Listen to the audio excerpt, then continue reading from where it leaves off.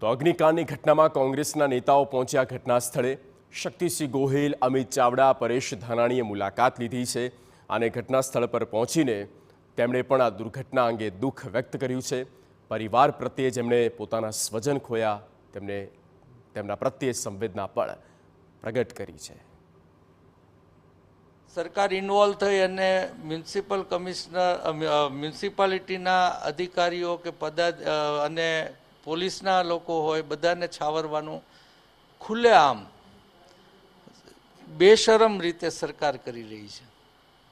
ત્યારે આ પણ કિસ્સામાં અમે ધીરજપૂર્વક રાહ જોઈ રહ્યા હતા કે કમસે કમ આ દુર્ઘટનામાં તંત્ર છે એ કંઈક એવી એક્શન લેશે કે આવી બીના ભવિષ્યમાં ન બને।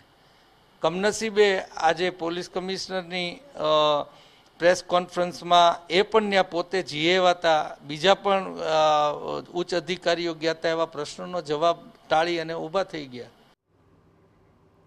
ઇન્દ્રનીલ રાજ્યગુરુ કોંગ્રેસના નેતા, રાજકોટના નેતા છે અને તેઓ આ બાબતોને લઈને રાજ્ય સરકાર પર પણ કેટલાક સવાલોના તીર છોડી રહ્યા છે।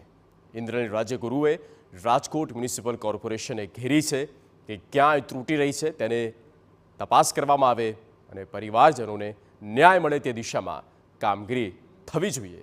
સરકાર પાસે હવે ન્યાયની આશ હતી, તે પ્રકારે કામ થતું નથી તેવું પણ તેમણે દુઃખ વ્યક્ત કર્યું।